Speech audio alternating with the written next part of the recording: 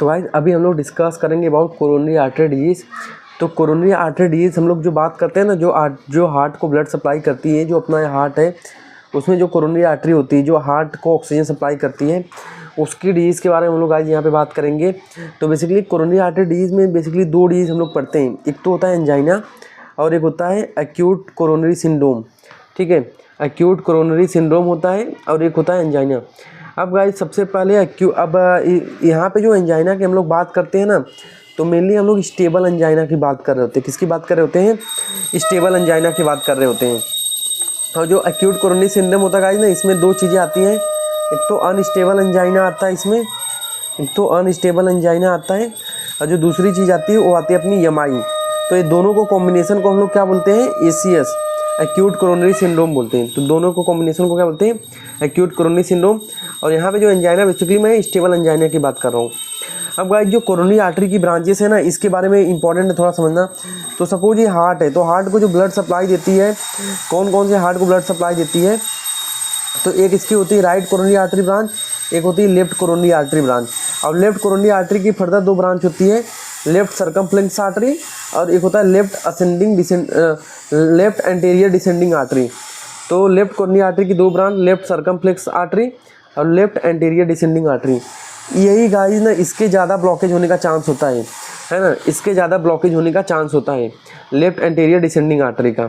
ठीक है, उसके बाद गाइस जब मैं एंजाइना की बात करूँ, इसको हम लोग डिफाइन कैसे करते हैं? Chest pain. तो यहाँ पे गाइस सेंट्रल चेस्ट पेन, याद रखना हमेशा, central chest pain due to transient myocardial ischaemia. तो अब कुछ टाइम के लिए अगर हार्ट को ऑक्सीजन वो इतना नहीं मिल रहा है जितना मिलना चाहिए, तो उसमें क्या हो जाता है? एंजाइना हो जाता है। जैसे बताऊँ गाइस, सपोज मैं नॉर्मल हूँ, अभी मैं नॉर्मल हूँ, मैं कोई एक्सरसाइज नहीं कर रहा हूँ, कोई एक्सर्शन नहीं कर रहा हूँ, मैं नॉर्मल हूँ, बैठा हूँ और मेरा इतना ब्लॉकेज है। ठीक है, तो मेरे को जितना हार्ट को ब्लड चाहिए, मतलब जितना हार्ट को ऑक्सीजन चाहिए, हार्ट में जा रहा है। अब नॉर्मल बंदे में क्या, जिसमें ब्लॉकेज नहीं होता है, तो जिसमें ब्लॉकेज नहीं होता ना, तो उसमें क्या होता है, जब वो एक्सरसाइज करता है, एक्सर्शन करता है, तो वहाँ पे ये जो ब्लड वेसल है पूरी ओपन है, तो यहाँ पे ब्लड सप्लाई तो यहाँ पे बढ़ जाती है। पर गाइस इनमें क्या होता है, इनमें तो पहले से ब्लॉकेज हो रखा है। तो अगर आप ये एक्सर्शन करेंगे, एक्सरसाइज करेंगे, तो इसमें ब्लड सप्लाई तो इसमें भी बढ़ेगी, पर इतनी नहीं बढ़ पाती कि इसके मायोकार्डियल डिमांड को क्या करे, पूरा कर दे, कि मतलब जितना हार्ट को ऑक्सीजन चाहिए उसको पूरा कर दे। इसी के लिए क्या होता है गाइस, यहाँ पे पेन होने लगता है हार्ट में। ठीक है, तो ये कंसेप्ट है। तो उसके बाद गाइस पैथोजेनेसिस में यहाँ पे मेनली चार चीज़ें हैं और मोस्ट कॉमन यही होता है। मतलब अगर 100 में से है ना, तो 100 में से 95 को ये होता है एथेरोस्क्लेरोसिस। तो कोरोनरी आर्टरी का क्या होता है? एथीरोमा बन जाता है। तो कोरोनरी आर्टरी में क्या होता है? एथीरोमा बन जाता है, प्लेग बन जाता है वहाँ पे। तो अभी गाइस इसके बारे में बात करूँगा डिटेल में। और कॉज क्या है, जैसे अब गाइस देखो एथीरोमा बनता कैसे ना, मैं बताता हूँ। तो यहाँ पे प्लेग की बात होती है। तो गाइस जो अपनी एक लेयर होती है यहाँ पे, ये जो इंटरनल लेयर होती है, किससे? ब्लड वेसल की वॉल है, किससे? यहाँ पे वो होती है एंडोथीलियल से। एंडोथीलियल होता है ब्लड वेसल पे, वॉल पे क्या होता है? एंडोथीलियल होता है, एंडोथीलियल की लेयर होती है ना। तो ये ट्यूनिका इंटरना है, लेट गाइस, ये ट्यूनिका इंटरना यहाँ पे होती है। ठीक है, तो ये ट्यूनिका इंटरना हो गया। अब गाइस होता क्या है कि कभी कभी किसी में हाइपरटेंशन है, तो किसी भी कारण से यहाँ पे इंजरी हो जाए, ये ब्लड वेसल की इंजरी हो जाए, तो यहाँ पे ट्यूनिका इंटरना में नॉर्मली लिपिड डिपोजिशन चलते रहता है, लिपिड डिपोजिशन यहाँ पे धीरे धीरे करके चलते रहता है, तो ट्यूनिका इंटरना में। अब यहाँ पे जब ये इंजरी हो जाती है ना, तो यहाँ पे माइक्रोफेजेस वगैरह आ जाते हैं, और ये माइक्रोफेजेस यहाँ पे लिपिड मेनली कौन सा कंटेंट? एलडीएल। तो इसको यहाँ पे इंगल्फ कर लेते हैं, तो माइक्रोफेजेस को इंगल्फ करते हैं। पर बेसिकली क्या होता है ना, एलडीएल ना, इसी को बोलते हैं हम लोग फोम सेल, क्या बोलते हैं इसको? Foam cell. पर एलडीएल वहाँ पे निकल जाता है, और निकल के बहुत सारे एलडीएल ना मिल जाते हैं। ठीक है, बहुत सारे एलडीएल मिल जाते हैं। तो उसके बाद जो नीचे वाली लेयर होती है ना, ट्यूनिका मीडिया, वो क्या करती है, बहुत सारे एलडीएल मिल जाते हैं, तो वो इसका कंटेंट आगे जाके ब्लड वेसल में लीक ना हो जाए, तो क्या करती है ट्यूनिका मीडिया, क्या करती है? ऐसा प्लेग बना लेती है। ऐसा प्लेग बना लेती है। ये जब ये प्लेग बन जाता है, ठीक है, इसी को हम लोग बोलते हैं एथीरोमा। इसी को हम लोग क्या बोलते हैं? एथीरोमा। ट्यूनिका मीडिया बना देती है, इसके कोलेजन फाइबर जो होता है वो बना देता है प्लेग। अब गाइस क्या होता है, अगर ये कभी प्रेशर इतना हुआ कि रैप्चर हो जाए, तो रैप्चर हो जाता है, तो यहाँ पे प्लेटलेट्स एग्रीगेट होके क्या बना देता है? थ्रोम्बस बना देता है। अब ये थ्रोम्बस अगर डिसलॉज हो गए तो क्या होता है? इम्बोलाई बना सकता है। तो ये इम्बोलाई आगे जाके क्या ऑर्गन में इश्केमिया करा सकते हैं, जैसे ब्रेन में गए तो वहाँ पे स्ट्रोक करा सकते हैं। ठीक है। तो इम्बोलाइज डिसलॉज होकर कहीं पर भी जा सकते हैं। तो ये होता है गाइस, कंसेप्ट यहाँ पे होता है। अब यहाँ पे अभी मैं आगे बताऊंगा इसका कंसेप्ट। अगर सिर्फ मेरा ये प्लेक ही तक बना है ना तो दैट इज स्टेबल एंजाइना, और अगर प्लेक और एक क्लोट वाला भी सिस्टम चालू रखा है तो ये मेरा होगा अनस्टेबल एंजाइना। मतलब गाइज मैं बताऊँ तो स्टेबल एंजाइना में ब्लॉकेज कम है क्योंकि यहाँ पे सिर्फ प्लेक है, पर अनस्टेबल एंजाइना प्लेक भी है प्लस क्लोट भी है, तो यहाँ पे ब्लॉकेज ज़्यादा है किसमें, अनस्टेबल एंजाइना में। मतलब सिस्टम ऐसे, मतलब चीज़ें ऐसे ही चालू होती है गाइस। पहले स्टेबल एंजाइना बंदे में होता है, नहीं कंट्रोल किया उसने अपने ऊपर तो उसको अनस्टेबल एंजाइना हो जाता है, नहीं कंट्रोल किया तो बाद में उसको हो जाता है एमआई। क्योंकि स्टेबल और अनस्टेबल एंजाइना में कभी भी मायोकार्डियल सेल का गाइस डेथ नहीं होता, कभी भी मायोकार्डियल सेल का डेथ नहीं होता। एमआई में क्या होता है, कंप्लीट ब्लॉकेज, क्या हो जाता है यहाँ पे, complete blockage of the coronary artery, है ना गाइस। तो तभी तो हार्ट को ऑक्सीजन नहीं मिलते, तभी तो हार्ट का सेल डैमेज हो जाता है। ठीक है, ठीक है। तो उसके बाद तो ये मैंने एथेरोस्क्लेरोसिस का प्रोसेस बताया। अरोटाइटिस का मतलब यहाँ तक अरोटा में इन्फ्लामेशन हो जाए कहीं पे भी, ठीक है, या फिर वस्कुलाइटिस, कोई भी ब्लड वेसल जैसे कोरोनरी आर्टरी में ही क्या हो गया, इन्फ्लामेशन हो जाए तो नैरो वॉल हो जाती है। कोई बहुत सारे ऑटो इम्यून कंडीशन होती है तो वहाँ पे जैसे, या फिर कोई सिगरेट स्मोकिंग कर रहा है, या फिर बहुत सारे ऑटो इम्यून डिजीज होती हैं जो कि वेसल में क्या करती है, इन्फ्लामेशन कॉज कर देती है ना। कार्डियोमायोपैथी मतलब किसी को कार्डियोमेगली है, कोई ऐसा बंदा जिसको कार्डियोमेगली हो रखी है, हार्ट की साइज बड़ी हो रखी है, कोई भी कंडीशन हो सकती है। बहुत अभी जैसे एथलीट के हार्ट जो होते हैं उनका कार्डियोमेगली होता है उनमें। या फिर जैसे बताऊं कि ये क्या बोलते हैं इसको, कोई भी बड़े साइज का बंदा उसमें भी कार्डियोमेगली होती है, उसका हार्ट का साइज बड़ा होता है, तो उनमें ऑक्सीजन डिमांड ज़्यादा चाहिए होती है। ठीक है, उनमें ऑक्सीजन डिमांड क्या होता है, ज़्यादा चाहिए होते। हाइपरटेंशन का बंदा हो गया गाइस, उसमें भी कार्डियोमायोपैथी हो जाती है, तो उसमें भी डिमांड ज़्यादा चाहिए रहती है। ठीक है, तो अगर या फिर एथेरोस्क्लेरोसिस ही हो जाए बंदे में, उसमें भी हार्ट का डिमांड, उसमें भी कार्डियोमायोपैथी हो रखी होती है, क्योंकि तो उसमें भी ऑक्सीजन क्या चाहिए, ज़्यादा चाहिए होता है, क्योंकि हार्ट का साइज बड़ा होता था। तो अगर किसी भी कंडीशन में हार्ट का साइज बड़ा हो रखा है तो उसमें क्या होता है, ऑक्सीजन डिमांड बढ़ जाती है, तो वो आगे जाके दिक्कत दे सकती है गाइस, है ना। तो एंजाइना में करा सकती है, वो एंजाइना करा सकती है बाद में। ठीक है, उसके बाद गाइस रिस्क फैक्टर में बताऊं तो रिस्क फैक्टर यहाँ पे क्या क्या होता है, ओबेसिटी होता है, कि ओबेसिटी बेसिकली क्या होता है, हाइपरलिपिडीमिया यहाँ पे बंदे में होता है, हाइपर कोलेस्ट्रॉल ज़्यादा होता है, एलडीएल ज़्यादा होता है उनमें। सेडेंट्री लाइफ स्टाइल है, मतलब कुछ भी अच्छे से ना तो कभी भी काम कर रहे हैं, खाना अच्छे से नहीं ले रहे हैं, कुछ भी बाहर का खा रहे हैं ना गाइस।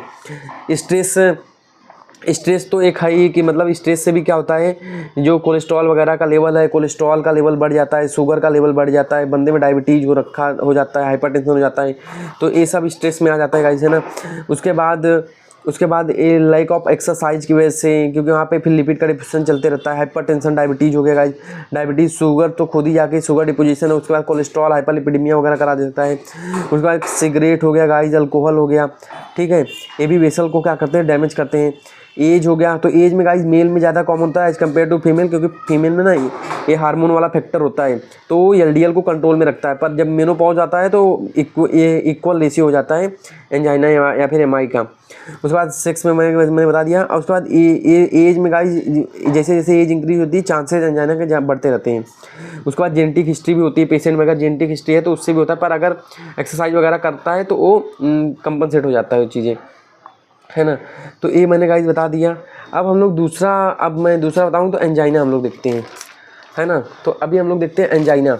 तो एंजाइना पेक्टोरिस में गाइस यही होता है, chest pain due to heart ischaemia या फिर मायोकार्डियल इस्चेमिया आफ्टर एक्सर्शन या फिर आफ्टर प्रेडिक्टेबल एक्टिविटी। मतलब क्या होता है, कोई बंदा है बोलता है मैं दो सीढ़ी चलता हूँ फिर मुझे पेन होता है, कोई बोलता है 10 सीढ़ी चढ़ता हूँ फिर मुझे पेन होता है, कोई बोलता है 15 सीढ़ी चढ़ता हूँ फिर मुझे पेन होता है। तो गाइस अब यहाँ पे जो एंजाइना पेक्टोरिस होता है इसके टाइप होते हैं, कौन कौन से टाइप है ये बताता हूँ मैं। एक स्टेबल एंजाइना, एक अनस्टेबल एंजाइना होता है, और एक होता है गाइस प्रिंज मेटल एंजाइना। अब गाइस सबसे पहले मैं स्टेबल एंजाइना की बात करता हूँ। तो स्टेबल एंजाइना में गाइस क्या होता है ना, सिर्फ वो प्लेग बनता है, सिर्फ वो क्या बनेगा, प्लेग बनेगा, ठीक है। तो उसको हम लोग बोलते हैं स्टेबल एंजाइना, ठीक है। अगर इस स्टेबल एंजाइना को मैंने कंट्रोल नहीं किया तो आगे जाके प्लेग प्लस क्लोट भी बन जाता है, तो यहाँ पे ब्लॉकेज ज़्यादा होता है, तो इसको बोलते हैं अनस्टेबल एंजाइना। स्टेबल एंजाइना में क्या होता है, पेशेंट को जो होता है जो पेन होता है आफ्टर एक्सर्शन होता है, मतलब कोई एक्टिविटी में करता हूँ तब जाके पेन होता है गाइस, और वो पेन कभी तक रहता है, लेस देन 5 मिनट तक ही वो पेन रहता है, और वो रेस्ट से रिलीफ हो जाता है, पेन उसका रेस्ट से रिलीफ हो जाता है स्टेबल एंजाइना वाले में। अनस्टेबल एंजाइना में गाइस क्या होता है, यहाँ पे प्लेग और क्लोट, यहाँ पे मतलब क्लोट और प्लेग दोनों है, तो यहाँ पे थोड़ा ब्लॉकेज ज़्यादा होता है ना, यहाँ पे ब्लॉकेज ज़्यादा होता है, तो यहाँ पे बेसिकली पेन होता है गाइज ना, पेन रेस्ट पे भी स्टार्ट हो जाता है। अनस्टेबल वाले में पेन रेस्ट पे भी स्टार्ट हो जाता है और इसका पेन ग्रेटर देन 5 मिनट तक रहता है, ग्रेटर देन 5 मिनट तक रहता है। उसके बाद गाइज जैसे रेस्ट मैंने किया तो 5 मिनट तक वो पेन रहेगा। उसके बाद अगर बताऊं तो यहाँ पे पेशेंट को जो पेन होता है ना वो रिलीफ नहीं होता रेस्ट से, वो रेस्ट से रिलीफ नहीं होता। उसके लिए GTN मतलब ग्लिसरीन ट्राइनाइट्रेट ये हम लोग को देना, मतलब जो नाइट्रेट की मेडिसिन होते हैं ग्लिसरीन ट्राइनाइट्रेट GTN ये हम लोग उसमें देते हैं, नाइट्रोग्लिसरीन इसी को हम लोग बोलते हैं। तो 0.4 mg हम लोग उसको देते हैं, 0.4 mg देते हैं, फिर जाके वो रिलीफ देता है। ठीक है, तो कि नाइट्रोग्लिसरीन गाइस क्या होता है ना, ये प्री लोड को कम कर देता है, तो ये वेसल को डायलेट कर देता है बेसिकली, तो ये प्री लोड कम कर देता है। तो इसकी वजह से प्री लोड कम कर देगा तो हार्ट पे असर कम जाएगा, हार्ट पे असर कम जाएगा तो हार्ट की जो ऑक्सीजन डिमांड है वो कम हो जाएगी। हार्ट की जैसी ऑक्सीजन डिमांड कम हो जाएगी हार्ट में पेन, वहाँ फिर उसके बाद पेन क्या हो जाएगा, कम हो जाएगा, तो प्री लोड कम करता है ये। ठीक है, तो ये मैंने बता दिया स्टेबल। और प्रिंज मेंटल एंजाइना में गाइस क्या होता है ना, प्रिंज मेंटल एंजाइना में ऐसा होता है कि कोरोनरी आर्टरी की जो मसल्स, कोरोनरी आर्टरी की जो होती है ना उसमें स्पाज्म हो जाता है। उसमें क्या होता है, स्पाज्म हो जाता है। और क्या होता है, स्पाज्म हो जाता है तो नैरो हो जाती है ब्लड वेसल। और कुछ टाइम के बाद खुद से वो रिलीफ हो जाता है और इसका पेन अनप्रेडिक्टेबल होता है। वो एक्सरसाइज में भी हो सकता है, विदाउट एक्सरसाइज में भी आ सकता है, कहीं से भी हो सकता है, पेन अनप्रेडिक्टेबल हो सकता है। इसका रीजन गाइस अभी उतना पता नहीं है ना। तो ये होता है Prinzmetal angina, coronary artery spasm पर बहुत ही कम देखने को मिलता है ना गाइज। तो ये हो गया। अब मैं आगे बताऊं तो उसके बाद गाइज तो ये हो गया। तो एथेरोज एक, अब गाइज एथेरोस्क्लेरोसिस तो मैंने बता दिया, कोरोनरी आर्टरी में मतलब वो प्लेग बन जाएगा, तो इसकी वजह से ये गाइज सिंड्रोम एक्स करके होता है। सिंड्रोम एक्स में क्या होता है, मायोकार्डियल इश्केमिया होती है, मायोकार्डियल इश्केमिया होती है with normal coronary angiography, with normal coronary angiography. मतलब क्या, अगर बंदा का ये स्ट्रेस ले रहा है या फिर खुद भी फिजिकल एक्सर्शन कर रहा है तो इसमें मायोकार्डियल इश्केमिया होती है। पर कोरोनरी आर्टरी का जो कोरोनरी आर्टरी गाइस होती है ना, उस जब हम लोग एंजियोग्राफी कराते हैं, एंजियोग्राफी मतलब कोरोनरी आर्टरी एंजियोग्राफी का मतलब गाइस क्या होता है, मैं डाई लूँगा और मैं डाई डाल दूंगा और डाई जाके कोरोनरी आर्टरी वगैरह में जाएगी और उसके बाद हम लोग तुरंत एक्सरे ले लेंगे तो पूरे ब्लड वेसल के बारे में बता देगी कि नैरो है कि कहाँ पे ऑब्स्ट्रक्शन है। पर यहाँ पे ना कोरोनरी आर्टरी एंजियोग्राफी ना ये नॉर्मल आता है बंदे में। इसका मैनेजमेंट गाइस सेल्फ रिजॉल्व हो जाता है, नहीं तो हम लोग वही CAD का ट्रीटमेंट इसमें भी चलाते हैं, है ना। उसके बाद गाइज मैं बताऊं प्रिंज मेंटल एंजाइना। तो प्रिंज मेंटल एंजाइना में गाइज हम लोग ना ECG नॉर्मल जो होती है, ECG इसकी नॉर्मल होती है। अगर हम लोग पेशेंट नॉर्मली अगर पेशेंट को लेते हैं तो नॉर्मल होती है, पर एक्सरसाइज ECG हम लोग गाइज कराते हैं ना, तो अगर एक्सरसाइज ECG हम लोग कराएंगे ना तो ST एलिवेशन मिलता है। तो ये गाइज बहुत इंपॉर्टेंट है, अगर एक्सरसाइज ECG हम लोग कराते हैं तो ST एलिवेशन होता है। अब गाइज कोई भी एंजाइना रहने दो, कोई भी एंजाइना रहने दो, अब सॉरी कोई भी एंजाइना अगर है तो किसी भी एंजाइना में ना ये ST एलिवेशन जो होता है ना नहीं होता कभी। किसी भी एंजाइना में क्या होता है, ST एलिवेशन नहीं होता है। पर बेसिकली ST एलिवेशन किसी में आएगा, वही जो ST-MI होती है ना उसमें आता है ST एलिवेशन, है ना गाइज। तो उसमें आता है ST एलिवेशन MI। पर इसमें क्या होता है, ST एलिवेशन दिखता है, ST एलिवेशन दिखता है एक्सरसाइज ECG करते हैं तब बंदे में। पर यहाँ पे ट्रॉप आई या फिर ट्रॉप टी कराते हैं ना, जो कि कार्डियो बायोमार्कर होते हैं, वो इसमें निगेटिव आते हैं। वो क्या आते हैं, इसमें निगेटिव आते हैं। दैट इंडिकेट क्या करता है ये कि यहाँ पे मायोकार्डियल सेल डैमेज नहीं हुआ है, क्योंकि मायोकार्डियल सेल डैमेज होगा तो ये सब प्रोटीन रिलीज होते हैं। तो ट्रॉप आई, ट्रॉप टी, CKMB ये सब निगेटिव रहते हैं, ठीक है। उसके बाद गाइज जो ये पर यहाँ पे ST से एलिवेशन दिखता है ऑन एक्सरसाइज, नॉर्मली ECG ये नॉर्मल रहता है। तो ये प्रिंज मेंटल एंजाइना की खासियत होती है गाइज, है ना। उसके बाद गाइज हम लोग इन्वेस्टिगेशन एंजाइना क्या कराते हैं, एक्सरसाइज ECG और कोरोनरी एंजियोग्राफी, मतलब वही डाई डाल के एक्सरे ले लेते हैं हम लोग। और एक्सरसाइज ECG में हम लोग क्या कराते हैं बेसिकली कि एक्सरसाइज हम लोग पेशेंट को क्या करते हैं, जैसे हम लोग क्या करते हैं जो ये अपना हार्ट वाला जब भी हम लोग ये तो गाइस यही होता है कि जैसे एक्सरसाइज ECG होता है कि कोई हम लोग बंदे में जो कार्डियक एक्सरसाइज होती है वो हम लोग कराते हैं उसमें। इनकेस अगर वो नहीं कर पा रहा है, सपोज उसका पैर ही नहीं है, तो उसमें हम लोग कुछ मेडिसिन दे देते हैं जो कि आइनोट्रोपिक ड्रग होती है, जिसके हार्ट रेट को बढ़ा दें। और हार्ट रेट को इसको गाइस एटलीस्ट 180 to 200 तक टच कराना है, फिर जाके वो फिर वो जाके इसमें ECG में चेंजेस मिलते हैं। और ECG में गाइस क्या होता है ना, ST एलिवेशन, ST डिप्रेशन आता है।